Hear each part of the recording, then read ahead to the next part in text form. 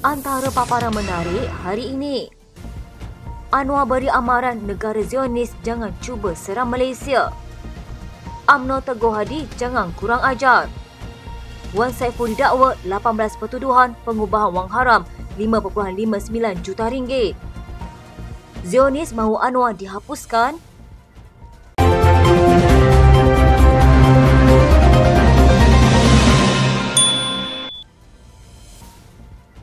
Pendakwa raya akan mengemukakan bantahan terhadap permohonan pengerusi Perikatan Nasional Muhyiddin Yassin untuk mendapatkan pasportnya secara kekal.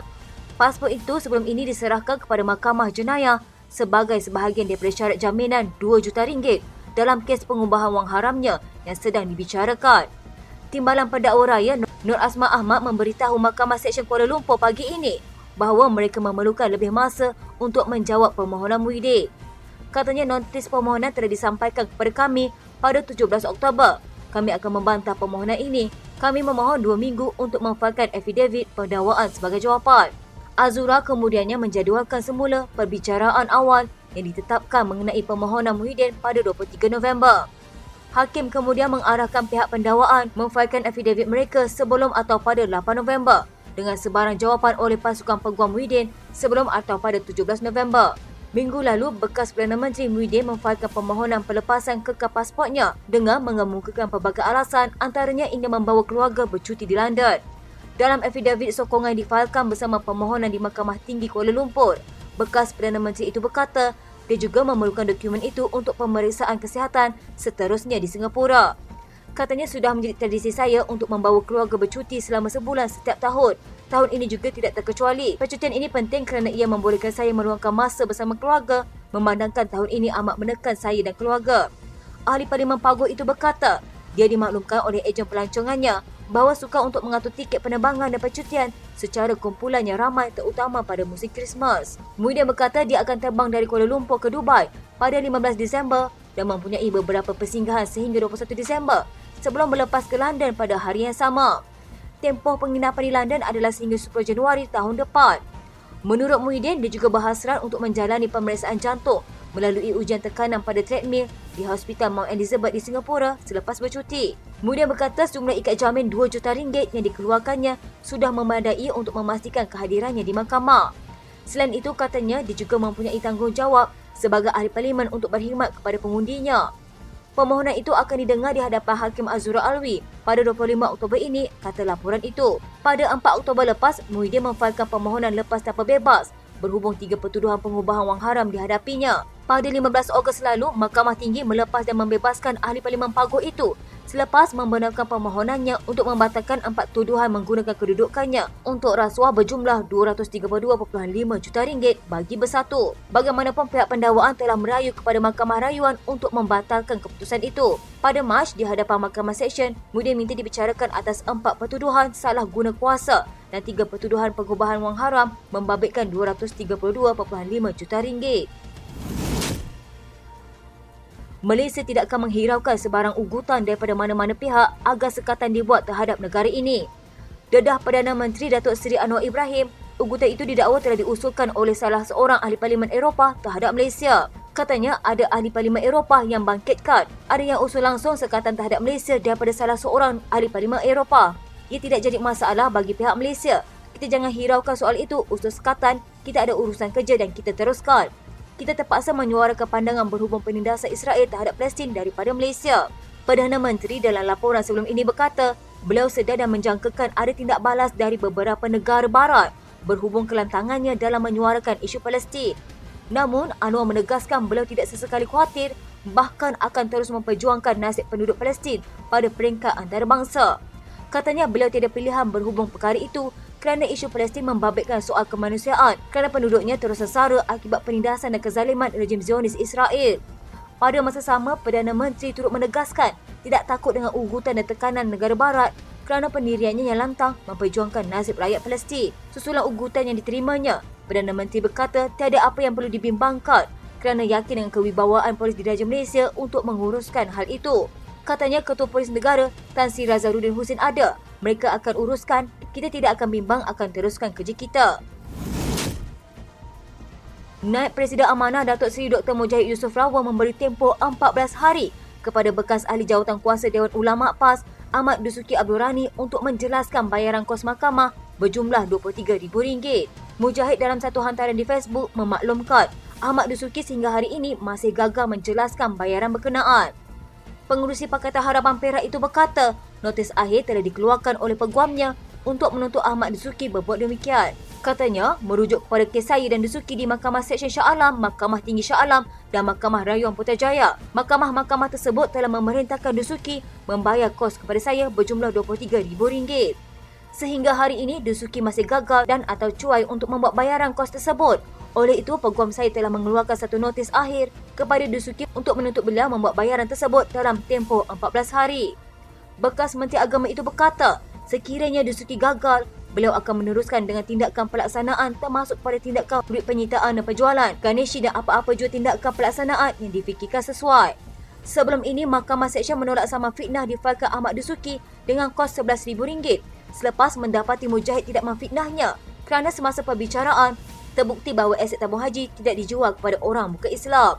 Ahmad Dusuki kemudian membuat rayuan ke Mahkamah Tinggi. Sebelum Mahkamah Tinggi juga menolak rayuannya untuk mencabar keputusan Mahkamah Seksyen, beliau diperintah membayar kos RM7,000.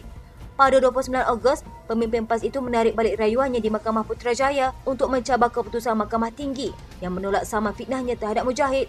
Untuk itu, beliau diperintah membayar kos sebanyak RM5,000 kepada Mujahid. Keseluruhannya berjumlah RM23,000. Ahli Majlis Kerja Tertinggi Puan Azhar Kashi berkata, tiada sesiapa dalam kerajaan perpaduan menganggap pembangkang sebagai musuh. Sebaliknya mendakwa Perikatan Nasional yang memusuhi kerajaan dengan melemparkan kata kesat, cemohan dan fitnah. Katanya, kita mengiktiraf pembangkang sebagai pengimbang. Hadi awal mengumpamakan kerajaan perpaduan sebagai najis.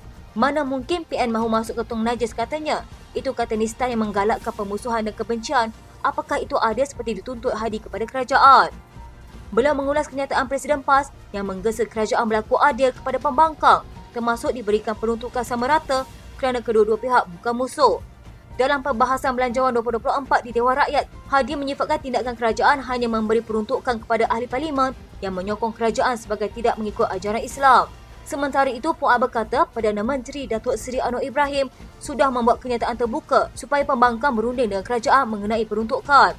Katanya, tetapi Ketua Pembangkang Hamzah Zainuddin yang angkuh, dia tolak untuk berunding dengan Perdana Menteri. Justru pembangkang mesti cermin diri sendiri. Kamu yang mengapikan pemusuhan, maki hamun, suka menghukum dan dalil politik tidak munasabah. Ahli Parlimen Tasik Geluguk Wan Saiful Wanjan didakwa di Mahkamah Seksyen Kuala Lumpur atas 18 pertuduhan pengubahan wang haram melibatkan RM5.59 juta.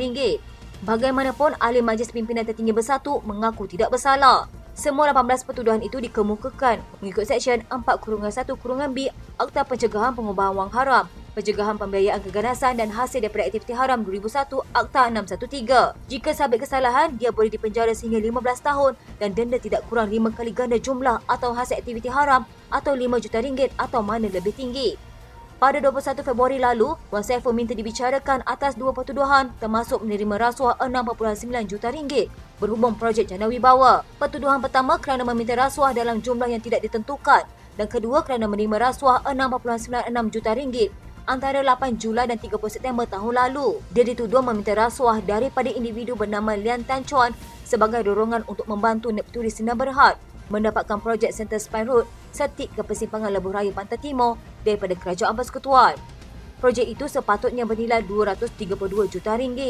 Pertuduhan kedua, Wan Saiful didakwa menerima melalui syarikatnya WSA Advisory Group Sdn Bhd wang RM6.96 juta daripada Nepturi sebagai dorongan untuk membantunya mendapatkan surat anugerah bagi projek yang sama. Dia berdepan hukuman penjara sehingga 20 tahun dan denda tidak kurang 5 kali ganda nilai suapan. Wan Saiful juga dituduh memindahkan RM78,800 perolehan haram melalui WSA Advisory Group bagi tujuan pembelian Ford Ranger pada 12 Ogos 2022. 13 pertuduhan lain melibatkan pengubahan wang haram berjumlah RM2.31 juta pula berkaitan dengan pemindahan hasil haram yang didakwa dari akaun syarikat ke syarikat, organisasi dan individu lain. 3 bayaran dibuat antara 22 Ogos dan 5 Oktober tahun lepas kepada Jendela Timur Consultant RM400,000, Dakli Management and Service RM300,000 dan Fendi Delivery Sources RM400,000. Bayaran seterusnya dibuat antara 10 Oktober hingga 7 November 2022. Pada 29 Mei lalu, Wan Saiful memfailkan permohonan untuk membatalkan kedua-dua pertuduhan dengan alasan dakwaan yang dikemukakan ke atasnya adalah cacat tetapi ditolak mahkamah. Jana Wibawa atau program Jana Ekonomi Pemekasaan Kontraktor Bumiputera Berwibawa merupakan program perangsang untuk kontraktor Bumiputera susulan COVID-19. Ia diperkenalkan semasa pentadbiran Muhyiddin Yassin pada November 2020. Polis Diraja Malaysia memberi jaminan akan mempertingkatkan lagi kawalan keselamatan Perdana Menteri Datuk Seri Anwar Ibrahim susulan pendedahan beliau semalam berhubung banyak ugutan diterimanya kerana lantang bersuara dalam isu Palestin. Ketua Polis Negara Tan Sri Razaruddin Hussein berkata, pihaknya tidak akan berkompromi terhadap perkara itu. Katanya kawalan keselamatan terhadap Perdana Menteri menjadi keutamaan kita. Beliau bagaimanapun berkata ugutan terbabit mungkin melibatkan soal ekonomi atau sektor lain seperti ekspor negara. Razaruddin berkata demikian ketika diminta mengulas tentang pendedahan Anwar bahawa beliau menerima banyak ugutan dari luar negara susulan ketegasan Malaysia mempertahankan nasib rakyat Palestin. Anwar ketika menyampaikan amanat pada Himpunan Malaysia bersama Palestin di Axiata Arena Bukit Jalil di Kuala Lumpur, turut berkata Malaysia akan kekal bebas dan terus mempertahankan kebebasan negara yang memperjuangkan kebebasan rakyat Palestin. Himpunan dihadiri lebih 16,000 rakyat Malaysia pelbagai latar belakang, bangsa dan agama itu bertindak umpama pembesar suara bagi menunjukkan sokongan Malaysia kepada perjuangan rakyat Palestin dan menekan tindakan kejam Israel. Razaruddin berkata himpunan itu berlangsung dalam keadaan terkawal dengan melibatkan lebih 300 anggota polis. Sekian berita terkini di TV pada hari ini. Jangan lupa follow Facebook dan YouTube Deadline TV. Dapatkan info terkini di Facebook serta YouTube di TV.